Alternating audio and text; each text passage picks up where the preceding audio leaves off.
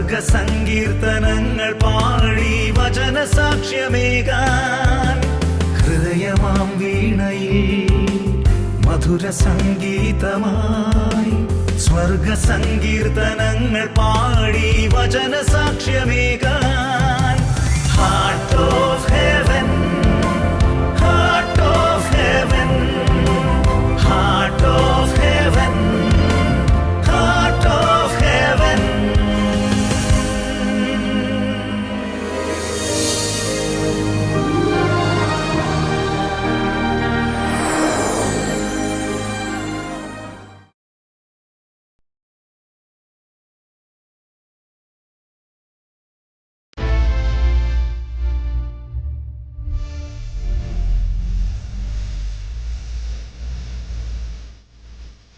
നമസ്കാരം.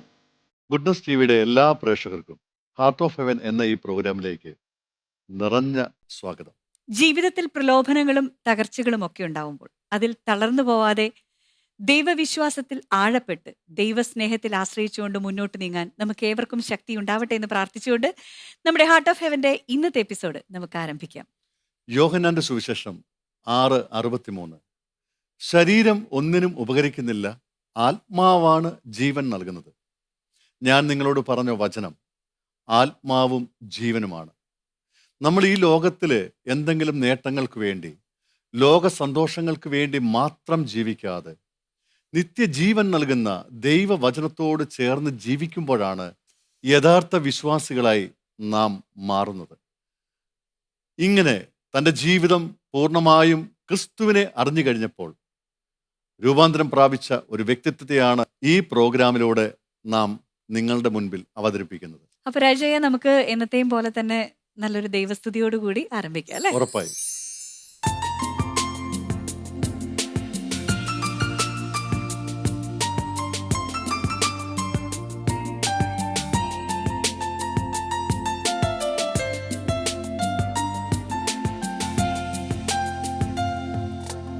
ആകാശമേ കേൾക്ക,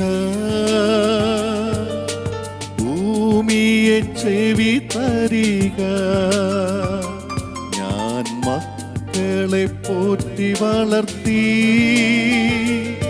അവരെന്നോടു മത്സരിക്കുന്നു. ആകാശമേ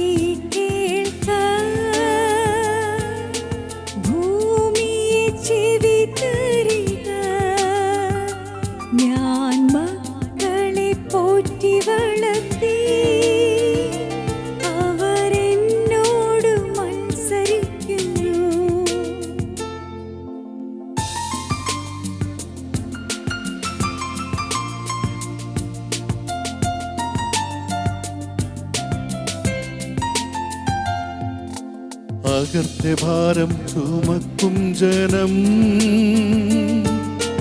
ദുഷ്പ്രവർത്തിക്കാരുടെ മക്കൾ,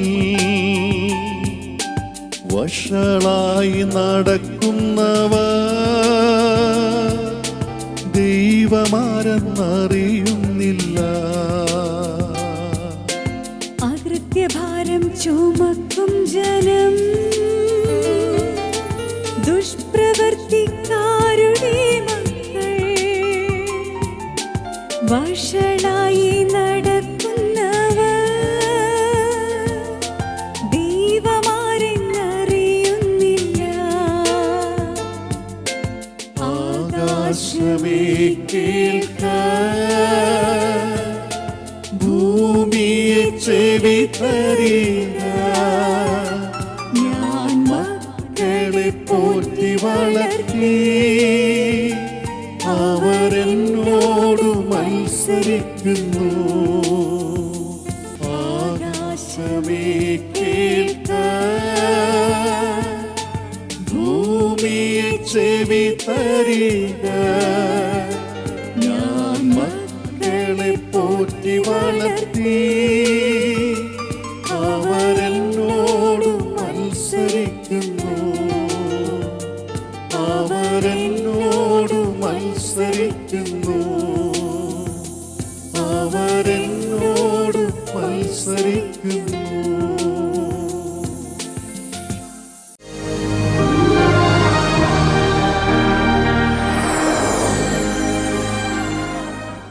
യശയ്യ എത്ര മനോഹരമായിട്ടുള്ള വരികളാണല്ലേ. ശരിക്കും അതെ, പറഞ്ഞാൽ അതെ. കർത്താവിന്റെ സ്വരമാണ് ഈ പാട്ടുകളിലൂടെ കേൾക്കുന്നത് ആ, അല്ലെ. ആകാശമേ കേൾക്കുക, ഭൂമിയെ ചെവിതരിക. യേശയ്യാപ്രവാചകന്റെ പുസ്തകത്തിലെ വചനമാണത്. ആ വചനം തന്നെയാണ് ആ ഗാനത്തിലൂടെ നമ്മളോട് പറഞ്ഞു വെച്ചിരിക്കുന്നത്. തീർച്ചയായിട്ടും ഓരോ ജീവിതങ്ങളെ, പാപികളെ മാനസാന്തരത്തിലേക്ക് നയിക്കുന്ന ഒരു ഗാനമാണ്. തീർച്ചയായിട്ടും ഈ ഒരു ഗാനം കേൾക്കുന്ന നമ്മുടെ പ്രേക്ഷകരുടെ ഉള്ളിലും ഈ ഒരു മാനസാന്തരം ഉണ്ടാവട്ടെ എന്ന് നമുക്ക് പ്രാർത്ഥിക്കാം അല്ലെ. യെസ്. ഇന്നത്തെ ഹാർട്ട് ഓഫ് ഹെവനിൽ നമ്മുടെ അതിഥിയായിട്ട് എത്തുന്നത് KCBCയുടെ എറണാകുളം അങ്കമാലി അതിരൂപത മദ്യവിരുദ്ധ സമിതിയുടെ വൈസ് പ്രസിഡന്റ് ആയിരുന്ന KA റപ്പായി ചേട്ടനാണ്. ഒത്തിരി സ്നേഹത്തോടു കൂടി ഹാർട്ട് ഓഫ് ഹെവനിലേക്ക് ക്ഷണിക്കുന്നതിന് മുൻപ് അദ്ദേഹത്തിന്റെ ഒരു പ്രൊഫൈൽ കണ്ടിട്ട് നമുക്ക് തിരിച്ചു വരാം.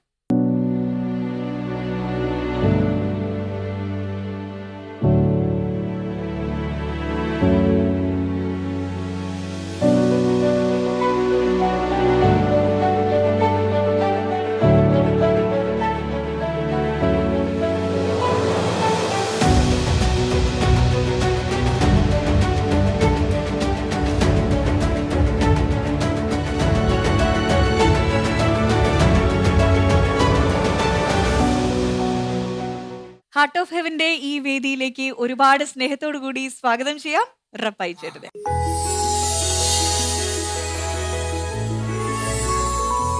Praise the Lord. Praise the Lord. Praise the Lord. Praise the Lord. Rappai ചേട്ടൻ സുഖമായിരിക്കുന്നോ? സുഖമായിട്ടിരിക്കുന്നു. നല്ല മിടുക്കനായിട്ടിരിക്കുന്നു. Thank you, thank you. ഇപ്പോഴും ചെറുപ്പത്തിന്റെ ഒരു അതെ. തേജസ് കാണുന്നുണ്ട്. അത് മനസ്സാണ്. പ്രായം എന്ന് പറയുന്നത് വെറും അക്കങ്ങളാണ്. തീർച്ചയായിട്ടും. മനസ്സാണ് വയസ്സ് നിർണ്ണയിക്കുന്നത്. മനസ്സിന് Okay. പ്രായം കൂടുന്നില്ല. Correct, you are correct. അപ്പൊ മനസ്സിൽ ഇപ്പൊ എത്ര പ്രായമുണ്ട് റപ്പായി ചേട്ടാ? മനസ്സിന് വെറും 47. 47 ഉണ്ട് എന്നാലും. ഓക്കെ. അപ്പൊ എനിക്ക് ഇപ്പൊ 77, 77 വയസ്സായി. പക്ഷെ 47ലാണ് എന്റെ മനസ്സ്. മനസ്സ് ഇപ്പോഴും നിൽക്കുന്നത് അല്ലേ. ഓക്കെ. Okay. അത് ഗിഫ്റ്റ് ഓഫ് ഗോഡ്. ഓക്കെ, അതാണല്ലോ ഏറ്റവും. Yes. നമുക്ക് ഒരുപാട് വിശേഷം ഉണ്ട് റപ്പായി ചേട്ടാ ചോദിക്കാനായിട്ട്. Yes. നമുക്കൊന്ന് ഇരുന്ന് സംസാരിച്ചാലോ? തീർച്ചയായിട്ടും. Okay, thank you. Thank U, welcome.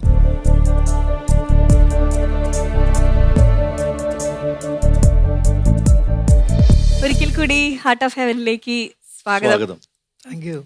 Okay. Rappai ചേട്ടാ, യെസ്, എന്നാ ഉണ്ട് വിശേഷമൊക്കെ? സുഖമായിട്ടിരിക്കുന്നു. സുഖമായിരിക്കുന്നു. റപ്പായി ചേട്ടൻ എന്തൊക്കെയാണ് ശുശ്രൂഷകളായി ചെയ്യുന്നത്? അങ്ങയുടെ ചെയ്തുകൊണ്ടിരിക്കുന്ന ദൗത്യങ്ങൾ എന്താണെന്നൊന്ന് പറയാമോ? അത് പ്രത്യേകിച്ച് എനിക്ക് തോന്നുന്നു മദ്യവിരുദ്ധ സമിതിയുടെ വൈസ് പ്രസിഡന്റ് എന്ന രീതിയിൽ അതെ. എന്തൊക്കെ പ്രവർത്തനങ്ങളാണ് ചെയ്തുകൊണ്ട്? മദ്യവിരുദ്ധ സമിതിയുടെ പ്രവർത്തനങ്ങൾ എന്ന് പറഞ്ഞിട്ടുണ്ടെങ്കിൽ നമ്മൾ സാധാരണ എന്ന് വെച്ചിട്ടുണ്ടെങ്കിൽ മദ്യപിച്ച് ലക്ക് കെട്ട ആൾക്കാരൊക്കെ ഉണ്ടല്ലോ. ഉവ്വ. ഒരുപാട് ഇടവകയിൽ ഇതുപോലെയുള്ള പ്രശ്നങ്ങളുണ്ട്. അവരെയൊക്കെ എന്ന് വെച്ചിട്ടുണ്ടെങ്കിൽ നമ്മൾ ധ്യാനത്തിന് കൊണ്ടുപോവുക, അല്ലെങ്കിൽ എഡിഷൻ സെൻറ്ററിൽ കൊണ്ടുപോവുക. അതുപോലെ തന്നെ ഓരോ ഇടവകയിൽ സെമിനാറുകൾ നടത്തുക. അവിടെ വെച്ച് അവിടെ ഒരു ഗ്രൂപ്പ് ഉണ്ടാക്കുക. അത് കഴിഞ്ഞ് നമ്മൾ ഫൊറോനെ ഒരു ഗ്രൂപ്പ് ഉണ്ടാക്കും. അത് കഴിഞ്ഞ് അതിരൂപതയിൽ ഒരു ഗ്രൂപ്പ് ഉണ്ടാക്കും. അങ്ങനെ സെമിനാറുകളൊക്കെ നടത്തി ഇവർ എഡിഷൻ സെൻറ്ററിലേക്ക് ഉണ്ടാക്കിയിട്ട് അവരതിൽ നിന്ന് മുക്തി പ്രാപിച്ചിട്ട് തിരിച്ചു കൊണ്ടുവരും. അവരുടെ ഭവനങ്ങളിൽ വരുമ്പോൾ നമ്മൾ വീട് സന്ദർശനം നടത്തും. എന്നിട്ട് ഇടയ്ക്കിടയ്ക്ക് അവിടെ പ്രാർത്ഥന വയ്ക്കും. ആ ഇടവക തലത്തിലും ഗ്രൂപ്പ് തലത്തിലും വയ്ക്കും. അങ്ങനെയുള്ള പ്രവർത്തനങ്ങളാണ് നമ്മൾ നടത്തിക്കൊണ്ടിരിക്കുന്നത്. ഞാൻ ഇലക്ട്രിസിറ്റി ബോർഡിലായിരുന്നു 1983 ഡിസംബർ 18 വരെ. ഈ ലോകത്തിലെ ഏറ്റവും വലിയ മദ്യപാനി ഞാനായിരുന്നു. എന്നിട്ട് എൻ്റെ ഭാര്യയുടെ പേര് ത്രേസ്യാമ്മ റപ്പായി എന്നാണ്. എൻ്റെ ഭാര്യയുടെ നിർബന്ധത്തിന് അവളുടെ പ്രാർത്ഥനയ്ക്ക് വഴങ്ങി ഡിസംബറിൽ അവിടെ ഒരു ജോസ് പാലാട്ടി അച്ഛനുണ്ട്, തിരുമുടിക്കുന്ന്, ഞങ്ങളുടെ ലിറ്റിൽ ഫ്ലവർ ചർച്ച്. അവിടെ ഒരു ധ്യാനത്തിന് കൂടി. ആ ധ്യാനത്തിൽ വെച്ച് ദൈവം എന്നെ തൊട്ടു, എനിക്ക് മാനസാന്തരം നൽകി. കഴിഞ്ഞ 40 വർഷമായിട്ട് ഞാൻ ഈ മേഖലയിൽ പ്രവർത്തിക്കുകയാണ്. പിന്നെ ഈ ഒരു നവീകരണം വന്നേ പിന്നെ മദ്യം തൊട്ടിട്ടേ ഇല്ല. ഇന്ന് നിങ്ങൾ പറയാണ് 1 കോടി രൂപ എൻ്റെ വലത്തെ കയ്യിൽ വയ്ക്കുക, 1 ബഗ് മദ്യം ഇവിടെ വയ്ക്കുക എന്ന് പറഞ്ഞാൽ ഞാനത് കഴിക്കില്ല. കാരണം എൻ്റെയും നിങ്ങളുടെയും പാപങ്ങൾക്ക് പരിഹാരമായി കാൽവരിയിൽ മരക്കുരിശിൽ കുരിശുമരണം വഹിച്ച യേശുവിൻ്റെ രക്തമാണ് എൻ്റെയും നിങ്ങളുടെയും സിരകളിൽ കൂടി ഓടുക. ആ ഒരു വിശ്വാസമാണ് എനിക്കത്. അതുകൊണ്ട് ഞാനിന്ന് ദുഃഖം അനുഭവിക്കുന്ന, ദുരിതം അനുഭവിക്കുന്ന, കഷ്ടപ്പെടുന്ന, ശരിക്കും പറഞ്ഞാൽ ഓരോ പഞ്ചായത്തിലെടുത്ത് നോക്കിയാൽ 100 കുടുംബങ്ങളുണ്ടെങ്കിൽ 30 കുടുംബങ്ങളിൽ വിധവകളാണ്. കാരണം എന്താ? ഈ മദ്യപാനവും മയക്കുമരുന്നിൻ്റെ അടിമകളായി ജീവച്ഛവങ്ങളായി അവർ മരിച്ചുകൊണ്ടിരിക്കുകയാണ്. അപ്പം ഇവരെ നല്ല പാതയിലേക്ക് കൊണ്ടുവരിക. ദാറ്റ് ഈസ് അവർ ക്രിസ്ത്യാനിറ്റി. അതാണ് നമ്മൾ ചെയ്തുകൊണ്ടിരിക്കുന്നത്. ഞാൻ ചെയ്യുന്നത് എനിക്ക് വേണ്ടിയിട്ട് മാത്രമല്ല, ഞാൻ ചെയ്യുന്നത് ഈശോ ആർക്കാണ് വേണ്ടി മരിച്ചത്? എനിക്കും നിങ്ങൾക്ക് വേണ്ടി പാപപരിഹാരത്തിനായിട്ട് കാൽവരിയിലും മരക്കുരിശിലും മരിച്ചു. ആ യേശുവിൻ്റെ രക്തം നമ്മുടെ തലയിൽ ഓടണമെങ്കിൽ ആ യേശുവിൻ്റെ പാതയിലേക്ക് നമുക്ക് ചെയ്യാവുന്നത് നമ്മൾ ചെയ്യണം. അതുകൊണ്ട് ഇന്ന് ഞാൻ കഴിഞ്ഞ 40 വർഷമായിട്ട് എൻ്റെ വീട് സ്വർഗമാണ്. നമുക്കറിയാലോ, കൂടുമ്പോൾ ഇമ്പമുള്ളതാണ് കുടുംബം, ഭൂമിയിലെ സ്വർഗമാണ് കുടുംബം. കുടുംബം ഒരു ഗാർഹിക ദേവാലയമാണ്. ഈ ലോകത്തിൽ ഏറ്റവും വലിയ സന്തോഷമുള്ള ഒരിടമാണ് കുടുംബം. പക്ഷെ ഇന്ന് അങ്ങനെയുള്ള കുടുംബങ്ങൾ ഇമ്പത്തിന് പകരം കമ്പവും വഴക്കും വയ്യാവലാണ്. ഭാര്യയും ഭർത്താവുമായിട്ട് തല്ലും വക്കാണും വടിതലായിട്ട് നടക്കണം. ആർക്കും തരില്ല. ഇന്ന് ഒരു 40, 45, 50 വയസ്സ് അകാല ചരമം പ്രാപിച്ചുകൊണ്ടിരിക്കുക മദ്യപാനം കൊണ്ട്. അപ്പം സമൂഹത്തിന് ദോഷം, വീടിന് ദോഷം, ഭാര്യയ്ക്ക്, മക്കൾക്ക്, നമ്മുടെ എല്ലാ കമ്മ്യൂണിറ്റികളും ഇതിനെ ബാധിച്ചുകൊണ്ടിരിക്കുകയാണ്. അതുകൊണ്ട് ഇന്നൊരു കുടുംബത്തിലും സമാധാനം, സന്തോഷമില്ല. അപ്പം ഞാൻ ആലോചിച്ചപ്പോൾ 83 ഡിസംബർ 18 വരെ എൻ്റെ ഭാര്യ, എൻ്റെ മക്കൾ അനുഭവിച്ച ദുഃഖം ഞാനത് മനസ്സിലാക്കി. എന്ന് 83 ഡിസംബർ 18 അന്ന് ഞാനത് മനസ്സിലാക്കി. ഈ ദുരിതം ഇത്ര നാൾ പേറിയത് എൻ്റെ ഭാര്യയും മക്കളുമാണ്. അതുകൊണ്ട് എനിക്ക് ദൈവം അവിടെ ഒരു തിരിച്ചറിവ് തന്നു. അതുകൊണ്ട് ഞാൻ അന്നൊരു ശബ്ദം ചെയ്തു, എൻ്റെ ജീവിതത്തിൽ മരിക്കേണ്ടി വന്നാലും ഇനി ഒരു തുള്ളി മദ്യം ഞാൻ കഴിക്കില്ല. അങ്ങനെ ഞാൻ ആ ശപഥം ചെയ്തതിന് ശേഷം എൻ്റെ ഡ്യൂട്ടി, എൻ്റെ റെസ്പോൺസിബിലിറ്റി എന്തായിരുന്നു? ദുഃഖം അനുഭവിക്കുന്ന, ദുരിതം അനുഭവിക്കുന്ന ഈ കുടുംബങ്ങളെ, 10 കുടുംബങ്ങളെ തന്നെയിലും ഞാൻ ഇന്ന് അനുഭവിക്കുന്ന സമാന സന്തോഷം അവരിലേക്ക് പകർന്നു കൊടുക്കുക. അതായിരുന്നു എൻ്റെ ഡ്യൂട്ടി. അതനുസരിച്ച് പ്രവർത്തിച്ചുകൊണ്ടിരിക്കുകയാണ് ഇപ്പം. യെസ്. അപ്പോൾ മറ്റുള്ള കുടുംബങ്ങൾ, ഇങ്ങനെ തകർന്നു കിടക്കുന്ന, മദ്യപാനത്താൽ തകർന്നു കിടക്കുന്ന കുടുംബങ്ങളെ, വ്യക്തികളെ തിരഞ്ഞുപിടിച്ച് കൊണ്ടുവന്ന് മാനസാന്തരപ്പെടുത്തുക, അത് വളരെ നിസ്സാര കാര്യമല്ല. അതിനൊത്തിരി എഫേർട്ടുണ്ട്. പെട്ടെന്നൊന്നും മദ്യപാനികൾ ധ്യാനത്തിന് വിളിച്ചാലൊന്നും വരില്ല, അല്ലേ? അത് നിസ്സാര കാര്യമാണ്. ആ എഫേർട്ട് എന്ന് പറഞ്ഞാൽ ദാറ്റ് ഇസ് നോട്ട് മൈൻ, എൻ്റെ അല്ല അത്. അത് പരിശുദ്ധാത്മാവ് എന്നിലേക്ക് നിറഞ്ഞ ഒരു ശക്തിയാണ്. ആ പ്രെയർ ഈസ് പവർ. ആ പവർ കൊണ്ട് ഞാൻ തമ്പുരാനോട് പ്രാർത്ഥിക്കും, ദൈവമേ എനിക്കൊരു കഴിവില്ല, ഞാൻ പാപിയാണ്, ഐ ആം വെരി സോറി, നിനക്കറിയാമല്ല എൻ്റെ പരിമിതികൾ. അതുകൊണ്ട് തമ്പുരാനോട് പ്രാർത്ഥിക്കുമ്പോൾ പരിശുദ്ധാത്മാവ് നിറഞ്ഞിട്ടാണ് ഞങ്ങൾ പ്രാർത്ഥിച്ച് ഒരുങ്ങിയിട്ടാണ് ഓരോ വീടുകളിലേക്ക് പോയത്. അപ്പോൾ ഒരു വീട്ടിൽ മദ്യപാനിയായ ഒരു വീട്ടിൽ ചെല്ലുമ്പോൾ അവരെ എങ്ങനെയാണ് അപ്രോച്ച് ചെയ്യാറ്? Yes, correct, you R best question. അവരെ അപ്രോച്ച് ചെയ്യുന്ന വെച്ചിട്ടുണ്ടെങ്കിൽ അത് വലിയൊരു പ്രശ്നമാണ്. കാരണം നമ്മൾ ആദ്യം ആ കുടുംബത്തിൻ്റെ പശ്ചാത്തലം അന്വേഷിക്കും. ആ കുടുംബനാഥൻ, ഇപ്പോൾ എനിക്ക് എൻ്റെ ഓർമ്മ ശരിയാണെങ്കിൽ ഒരു 10 വർഷം മുമ്പ് മരിച്ചു എൻ്റെ സുഹൃത്താണ്. ആ പുള്ളിക്ക് വേണ്ടിയിട്ട് ഞാൻ എൻ്റെ ഒരു 40 ദിവസം ആ കുടുംബത്തിന് വേണ്ടി പാഴാക്കിയിട്ടുണ്ട്. അത് എനിക്ക് വേണ്ടിയിട്ടല്ല, ദൈവത്തിന് വേണ്ടി. കാരണം എന്ന് വെച്ചിട്ടുണ്ടെങ്കിൽ ഞാൻ അവനെക്കുറിച്ച് അന്വേഷിച്ചു, ഭാര്യനെ കുറിച്ച് അന്വേഷിച്ചു, മക്കളെക്കുറിച്ച് അന്വേഷിച്ചു. ഞങ്ങൾ ചെയ്യുന്ന ഏറ്റവും വലിയ ടെക്നിക്ക് എന്താണെന്ന് പറയുക, ഈ മദ്യപാനി, ഇവൻ ഏറ്റവും വലിയ മദ്യപാനിയാണ്, അവനെ നേടാൻ വേണ്ടിയിട്ട് ഞങ്ങൾ ദിവസങ്ങൾ പ്രാർത്ഥിച്ചു. എന്നിട്ട് ഞാൻ എന്ത് ചെയ്യുന്നു വെച്ചിട്ടുണ്ടെങ്കിൽ എല്ലാ ദിവസവും രാവിലെ 8 മണിക്ക് ശേഷം ഇവരൊക്കെ എനിക്ക് പോകുള്ളൂ. 8 മണി 7 മണി, ആ 7 മണിയാകുമ്പോൾ ചെല്ലും. അപ്പോൾ ഇവൻ്റെ ബാക്ക്ഗ്രൗണ്ട് അന്വേഷിച്ചു. എന്നിട്ട് ഇവൻ അന്വേഷിച്ച് ചെന്ന് പിടിച്ച് കഴിയുമ്പോൾ ആദ്യം ഒരു 10-12 ദിവസം തെറിയും ചീത്തയും തല്ലാനൊക്കെ വന്നിട്ടുണ്ട് എന്നെ. എന്നിട്ട് ഞാൻ എന്ത് ചെയ്യുന്നു വെച്ചിട്ടുണ്ടെങ്കിൽ തമ്പുരാനെ കുരിശിനെ പ്രതി അത് സഹിച്ചു. വൈകുന്നേരം വരുമ്പോൾ തമ്പുരാനെ നന്ദി പറയും, പ്രാർത്ഥിക്കും, വീണ്ടും പോകും. അത് ഒരിക്കലും എനിക്ക് പറ്റില്ല, നേരത്തെ ഞാൻ പറഞ്ഞ മാതിരി എനിക്ക് പറ്റില്ല എന്ന് ഞാൻ പറയില്ല. ദൈവമേ അവിടത്തേക്ക് സാധിക്കും. അവിടുന്ന് ഈ മനുഷ്യനെ, യാക്കോബ് 5:19, ഒരുവൻ സത്യത്തിൽ നിന്ന് വ്യതിചലിക്കുകയും അവനെ വേറൊരുവൻ തിരിച്ചു കൊണ്ടുവരികയും ചെയ്യുന്നെങ്കിൽ തിരിച്ചു കൊണ്ടുവരുന്നതിൻ്റെ ആത്മാവിനെ മരണത്തിൽ നിന്ന് രക്ഷിക്കുകയും അവൻ്റെ നിരവധിയായി പാപങ്ങൾ ക്ഷമിക്കപ്പെടുകയും ചെയ്യും. അതുകൊണ്ടാണ് ഞാൻ ഒരു പ്രവർത്തനം എന്ന് വെച്ചാൽ, ഞാൻ ഒത്തിരി പാപിയായിരുന്നു. അപ്പോൾ എൻ്റെ പാപങ്ങൾ ക്ഷമിക്കും, എൻ്റെ കുടുംബത്തെ പാപങ്ങൾ ക്ഷമിക്കും. അതും കൂടി ഉന്നം വെച്ചുകൊണ്ടാണ് ഞാൻ അവനെ ചെയ്തത്. അപ്പോൾ ഞാൻ എന്താണെന്ന് വെച്ചിട്ടുണ്ടെങ്കിൽ ഇവൻ്റെ വീട്ടിൽ ചെല്ലുമ്പോൾ ഇങ്ങനെയാവുമ്പോൾ അവസാനം ഞാൻ ഇവൻ്റെ ഏറ്റവും ബെസ്റ്റ് ഫ്രണ്ട്, മദ്യപിക്കുന്ന ഏറ്റവും ബെസ്റ്റ് ഫ്രണ്ടാണെന്ന് വെച്ചാൽ അവനെ കാണും. എന്നിട്ട് അവനോട് 2 ദിവസം മുമ്പ് ചെന്ന് പറയും, നീയാണ് ഏറ്റവും വലിയ ഫ്രണ്ട്, നീ പറഞ്ഞാൽ വരും, നീ ഒന്നും ചെയ്യണ്ട, നീ വെറുതെ അവൻ്റെ കൂടെ ഒരു ദിവസം എൻ്റെ കൂടെ വന്നാൽ മതി, അവനെ കൊണ്ടാക്കാം. അങ്ങനെ ഒരുപാട് 10-20 സെൻറ്ററുകളുണ്ട് അങ്ങനെയുള്ള. അപ്പോൾ ഞങ്ങൾ നവചൈതന്യയിലേക്ക് ഉണ്ടാവാം. അപ്പം ഞാൻ ഇവനെയൊക്കെ പറഞ്ഞ് ചട്ടം കെട്ടിയിട്ട് രാവിലെ നീ അവിടെ വന്നാൽ നമ്മൾ തമ്മിലൊരു ബന്ധമില്ല, അറിയാത്ത വഴിക്ക് പോയെന്ന് പറയും. ഞാൻ ഇവരുടെ വീട്ടിൽ ചെല്ലും. വീട്ടിൽ ചെന്ന് കഴിയുമ്പോൾ ഇവൻ അവിടെ ഉണ്ടായിരിക്കും. അവനെ വിളിച്ചു, ജോസ് എന്ന് പറഞ്ഞ് വിളിക്കും. എന്താ നിനക്ക് വേറെ ഒരു പണിയില്ല, ദിവസം ശല്യമുള്ള മേനകെട്ടവെന്നും പറഞ്ഞ് കുറേ ചീത്ത ഇതൊക്കെ പറയും. അങ്ങനെ ഒരു ഇവനെ അതിലെ പാസ് ചെയ്യും. മറ്റവൻ കൂട്ടുകാരെ ജോസ് നീ എന്തെങ്കിലും എന്തെങ്കിലും പോയില്ലേ, ഒരു രക്ഷയിലൂടെ കയ്യും കാലൊക്കെ പറിച്ചിട്ട് പോലെ നമുക്ക് പോയാലോ അങ്ങനെ പറയുമ്പോൾ നീ അവിടെ പോകണം നോക്കിയിട്ട് അങ്ങനെ ഇവനായിട്ട് വർത്താനം പറയും. അവർ തമ്മിൽ വർത്താനം പറഞ്ഞു കഴിഞ്ഞിട്ട് ഞാൻ അവനോട് പറയും എടാ ഇന്നതാണ് പരിപാടി എന്ന് പറയും. അത് കഴിഞ്ഞിട്ട് ശരി പിന്നെ കാണാമെന്ന് പറയും. എന്നിട്ട് പിറ്റേ ദിവസം ഈ ജോസിന്റെ വീട്ടിലേക്ക് വീണ്ടും ചെല്ലും. എന്നിട്ട് ഞാൻ പറയും മറ്റവന്റെ പേര് ദേവസി എന്നാക്കിയ കൂട്ടുകാരൻ്റെ. ദേവസിനെ കൊണ്ട് വലിയ ശല്യ, ആ ഭാര്യയും മക്കളൊക്കെ ആകെ കഷ്ടപ്പാടില്ല. നീ വിചാരിച്ചാൽ ആ കുടുംബത്തെ രക്ഷപ്പെടുത്താൻ പറ്റും. തീർച്ചയായിട്ടും നീ പറഞ്ഞാൽ കേൾക്കും. അല്ലെങ്കിൽ പള്ളിയിലത്തെ അച്ഛനോ മെത്രാനോ പറഞ്ഞാൽ കേൾക്കില്ല. ആ കുടുംബം നശിച്ചു പോയിട്ട് നിനക്കെന്ത് ഉപകാരം ഉണ്ടാ, നീ ചെയ്യാവുന്ന ഏറ്റവും വലിയ സൽപ്രവൃത്തികളല്ലേ എന്ന് പറഞ്ഞിട്ട് ജോസിനോട് പറയും. എന്നെ ചീത്ത പറഞ്ഞ അവനോട് അതിനെന്താ ഉറപ്പായേ നമുക്ക് പോടാന്ന് പറയും. അങ്ങനെ ഈ ജോസിനെ പിറ്റേ ദിവസം വന്നിട്ട് ഈ ദേവസ്വര വീട്ടിലേക്ക് ഞാൻ കൊണ്ടുപോകും. അവിടെ ചെന്നിട്ട് കാര്യങ്ങൾ പറയും. പ്ലാൻ അല്ലാണ്ട് നടക്കില്ല, സൂത്രപ്പണിയാ പരസ്പരം അറിയാണ്ട്. അങ്ങനെ ഞങ്ങൾ ഈ ദേവസ്വര വീട്ടിൽ ചെല്ലുമ്പോൾ പറയും എന്താണെന്ന് വെച്ചാൽ വിശേഷങ്ങളൊക്കെ പറയും. അപ്പം അവനോട് പറയും എടാ ദേവസ്വം നീ ഇങ്ങനെ നിന്നിട്ട് കാര്യമില്ല, ഈ ജോസ് കണ്ടോ അവൻ ഇപ്പോൾ 2 ദിവസമായിട്ട് കഴിക്കാനുള്ള ആഗ്രഹമില്ല. അവന് എവിടെയും പോയി രക്ഷപ്പെടണം, ഒരു ധ്യാനത്തിന് പോകണം, നീ അവൻ്റെ കൂടെ ഒന്ന് വരാമോ എന്ന് ചോദിക്കും. അതിനെന്താ ഉറപ്പായിച്ചേട്ടാ വരാമെന്ന് പറയും. അങ്ങനെ ഇവർ രണ്ടുപേരും കൂടി കൊണ്ടുപോകും. എന്നിട്ട് അവിടെ ചെല്ലുമ്പോൾ ഇവരോട് ഈ അവിടുത്തെ സിസ്റ്ററോ അല്ലെങ്കിൽ അച്ഛനോട് പറയും ഇവരും കൂടി കൂടെ കൊണ്ടുവന്നുകൊണ്ട് അവന് വിടരുത്, നിങ്ങൾ എന്തെങ്കിലും ട്യൂൺ കാര്യങ്ങൾ പറഞ്ഞ് മനസ്സിലാക്കി നിർത്തുന്നു പറയും. അങ്ങനെ ഞങ്ങൾ ഇവനെ BLM കൊണ്ടുപോയിട്ട് ഇവന് പൈസ ഞങ്ങളുടെ ഗ്രൂപ്പിൽ നിന്നോ അല്ലെങ്കിൽ നമ്മുടെ സ്വന്തം പോക്കറ്റിൽ നിന്നോ, കാരണം ഞാൻ എൻ്റെ ഓർമ്മ ശരിയാണെങ്കിൽ 40 വർഷം കൊണ്ട് ഏറ്റവും ചുരുങ്ങിയത് 20 ലക്ഷം രൂപ എന്നെങ്കിലും മദ്യപാനം കഴിക്കാത്തത് കൊണ്ട് എനിക്ക് നേടാൻ സാധിച്ചിട്ടുണ്ട്. അതുകൊണ്ട് എൻ്റെ മക്കള്, എൻ്റെ ഭാര്യ എല്ലാവരും രക്ഷപ്പെട്ടു സമാന സന്തോഷത്തോടെ. എൻ്റെ ഇളയ മോൻ UK ഭാര്യ നേഴ്സാണ്, ദുബായിലാണ്.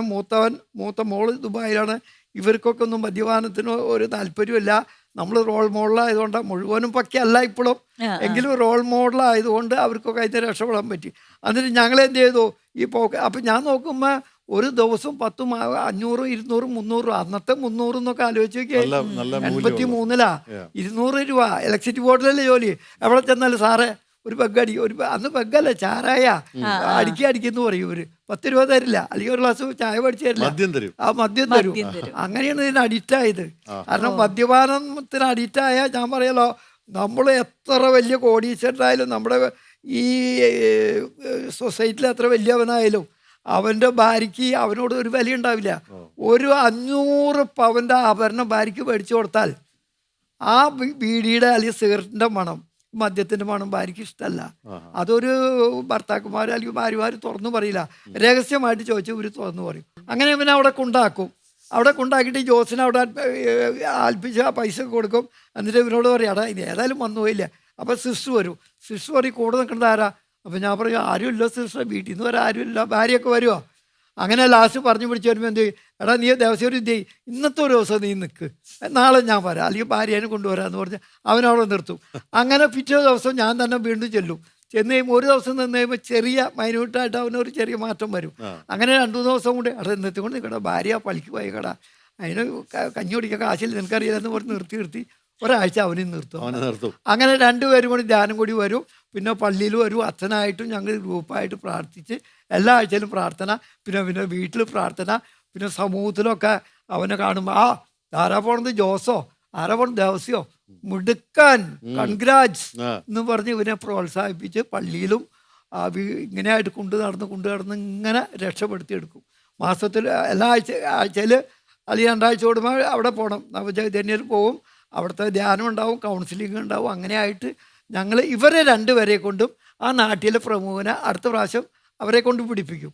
അപ്പോൾ ഒരു ഗ്രൂപ്പിൽ അല്ലെങ്കിൽ യൂണിയനിലൊക്കെ ചെല്ലുമ്പോൾ ജോസ് ഈ ദിവസം സാക്ഷ്യം പറയുകയാണ്, ഞങ്ങൾ മദ്യപാനികളായിരുന്നു, ഇപ്പം ഞങ്ങൾ അർപ്പാച്ചേട്ടൻ കൊണ്ടുപോയി, ഞങ്ങൾ രക്ഷപ്പെട്ടു, ഇനി നമുക്ക് വേണ്ട, നശിച്ചു പോകുമ്പോൾ കുടുംബം എന്ന് പറഞ്ഞ് അങ്ങനെ കൊണ്ടുപോയി അങ്ങനെ ഒരു 100 കുടുംബങ്ങളെ ഞങ്ങളുടെ ഇടവകയിൽ ഈ 10-30 കൊല്ലം കൊണ്ട് രക്ഷപ്പെടുത്തി. നിങ്ങളുടെ ഇടവകയിൽ തന്നെ 100 കുടുംബങ്ങളെ രക്ഷപ്പെടുത്തി. നിസ്സാര 100 ഏറ്റവും മിനിമം ഞാൻ പറഞ്ഞ ഞാനല്ല, എല്ലാ ഗ്രൂപ്പുകാരും കൂടി. അപ്പോൾ വികാരി അച്ഛൻ, അതുപോലെ ഞങ്ങളുടെ ഗ്രൂപ്പ്, അവിടെ എല്ലാവരും കൂടി ഇപ്പോൾ ഒരു 10-50 പേരുണ്ടെങ്കിൽ 5 ഗ്രൂപ്പായിട്ട് തിരിക്കും. ഞായറാഴ്ച മാറി പള്ളികളിൽ വീടുകളിൽ പ്രാർത്ഥന.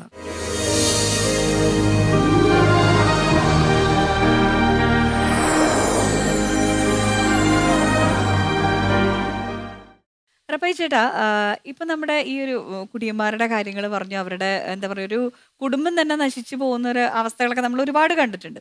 ശരിക്കും ഭാര്യമാരുടെ ഒരു പങ്ക് ഇവരെ ഈ യെസ്. ഒരു എന്താ ഈ ഒരു ആസക്തിന്ന് തിരിച്ചു കൊണ്ടുവരാൻ അവരുടെ ഭാര്യമാർക്ക് ഒരു റോള്. എന്തൊക്കെ ചെയ്യാൻ പറ്റും? അതെ. തീർച്ചയായിട്ടും ഏറ്റവും മികച്ച ക്വസ്റ്റ്യനാണ്, ഏറ്റവും ബെസ്റ്റ് ക്വസ്റ്റ്യൻ. കൺഗ്രാറ്റ്സ്. യെസ്. കാരണം ഒരു ഭാര്യ വിചാരിച്ചാൽ, അല്ലെങ്കിൽ ഒരു പെണ്ണ് വിചാരിച്ചാൽ, അല്ലെങ്കിൽ ഒരു സ്ത്രീ വിചാരിച്ചാൽ ഒരു കുടുംബം നേരെയാക്കാം, നശിപ്പിക്കുകയും ചെയ്യാം.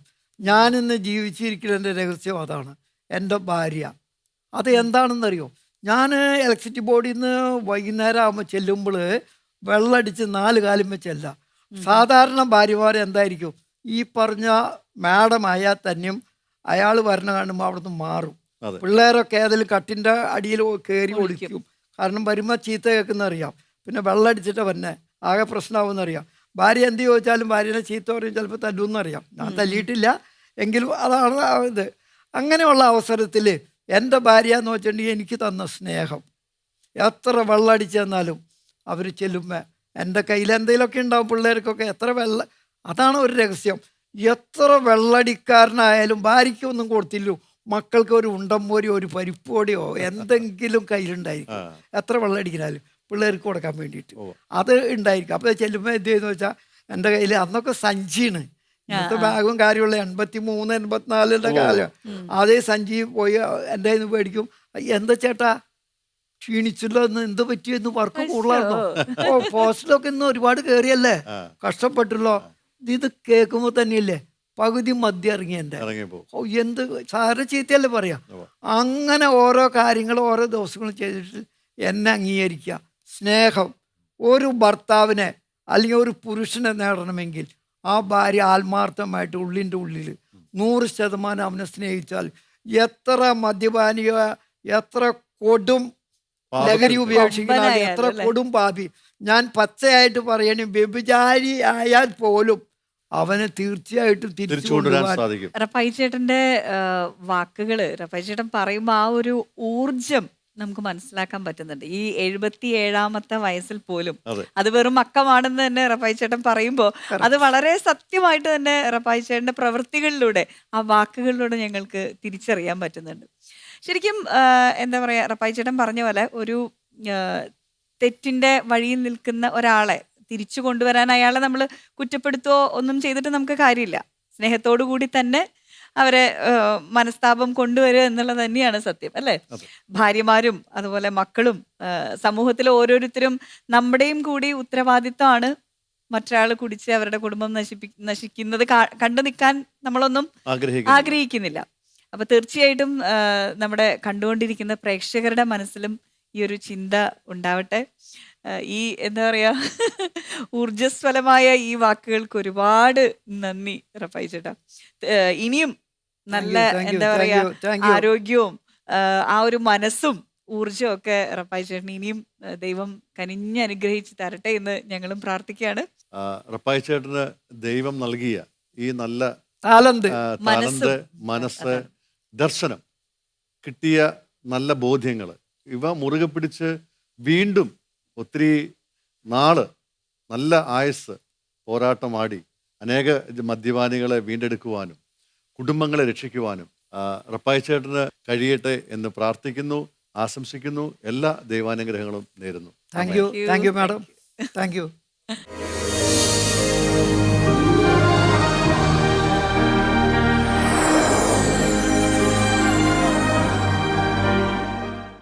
റഫായി ചേട്ടന് ഗുഡ്നസ് ടിവിയുടെ ഒരു സ്നേഹോപഹാരം സമ്മാനിക്കുന്നതിനായി ഒരു വിശിഷ്ട അതിഥിയെ കൂടി നമുക്ക് ഹാർട്ട് ഓഫ് ഹെവനിലേക്ക് ക്ഷണിക്കാനുണ്ട്. ഒത്തിരി സ്നേഹത്തോടു കൂടി സ്വാഗതം ചെയ്യുന്നു.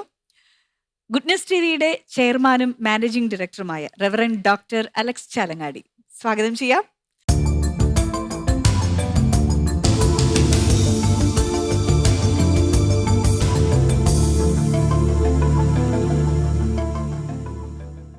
അച്ഛാ, ഇന്നത്തെ നമ്മുടെ ഹാർട്ട് ഓഫ് ഹെവനിലെ അതിഥി KCBC മധ്യവിരുദ്ധ സമിതിയുടെ വൈസ് പ്രസിഡന്റ് ആയിരുന്ന, എറണാകുളം അതിരൂപതയുടെ വൈസ് പ്രസിഡന്റ് ആയിരുന്ന റഫായി ചേട്ടനായിരുന്നു. ഒത്തിരി വിശേഷങ്ങൾ റഫായി ചേട്ടൻ പങ്കുവച്ചു. റഫായി ചേട്ടനെ കുറിച്ച് 2 വാക്ക്. കേരള സ്റ്റേറ്റ് ഇലക്ട്രിസിറ്റി ബോർഡിൽ ജോലി ചെയ്ത് അതിനുശേഷം 10-40 വർഷക്കാലം മദ്യവിരുദ്ധ സമിതിയിൽ ശക്തമായ പ്രവർത്തനം കാഴ്ചവെച്ച് നമ്മുടെ മുമ്പിലായിരിക്കുന്ന റപ്പായി ചേട്ടന് എല്ലാവിധ അഭിനന്ദനങ്ങളും മംഗളങ്ങളും ആശംസിക്കുകയാണ്. 2009 KCBC എറണാകുളം അങ്കമാലി അതിരൂപതയിൽ മദ്യവിരുദ്ധ സമിതിയുടെ ഏറ്റവും മികച്ച പ്രവർത്തകൻ എന്ന അവാർഡ് കൂടി റപ്പായി ചേട്ടന് ലഭിച്ചിട്ടുണ്ട് എന്നുള്ളത് സന്തോഷകരമായ കാര്യമാണ്. മദ്യം നമ്മുടെ കുടുംബത്തെ എത്രമാത്രം തകർക്കുന്നു എന്നുള്ളത് റപ്പായി ചേട്ടൻ്റെ വാക്കുകളിലൂടെ നമുക്ക് ഗ്രഹിക്കാൻ സാധിച്ചു. നമ്മുടെ കുടുംബങ്ങളിൽ മദ്യം വരുത്തി വയ്ക്കുന്ന വിന അത് വളരെ വലുതാണ്. എത്രയോ കുടുംബങ്ങളാണ് തകർന്ന് തരിപ്പണമായിരിക്കുന്നത്. എത്രയോ മക്കളാണ് അനാഥരായിരിക്കുന്നത്. എത്രയോ മക്കളുടെ ഭാവിയാണ് ഇരുളടഞ്ഞു പോയത്. അത്രമാത്രം വലിയ വിപത്താണ് മദ്യം മൂലം ഉണ്ടാവുന്നത്. നമ്മുടെ കുടുംബത്തിൽ നിന്ന് മദ്യത്തെ മാറ്റി നിർത്തേണ്ടതിൻ്റെ ആവശ്യകതയെക്കുറിച്ച് വളരെ വ്യക്തമായി മനസ്സിലാക്കാൻ നമുക്ക് സാധിച്ചു. ഗുഡ്നസ് ടിവിയുടെ എല്ലാ പ്രേക്ഷകരുടെ പേരിലും റപ്പായി ചേട്ടന് എല്ലാവിധ ഭാവുകങ്ങളും മംഗളങ്ങളും പ്രാർത്ഥനകളും ആശംസിക്കുന്നു.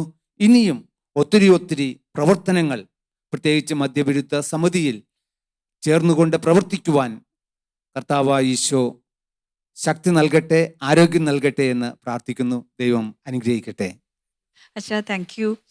നമ്മുടെ ഗുഡ്നസ് ടിവിയുടെ സ്നേഹോപഹാരം റപ്പായി ചേട്ടന് സമ്മാനിക്കുന്നതിനായി ഞാൻ അലക്സ് അച്ഛനെ ക്ഷണിച്ചുകൊള്ളുന്നു.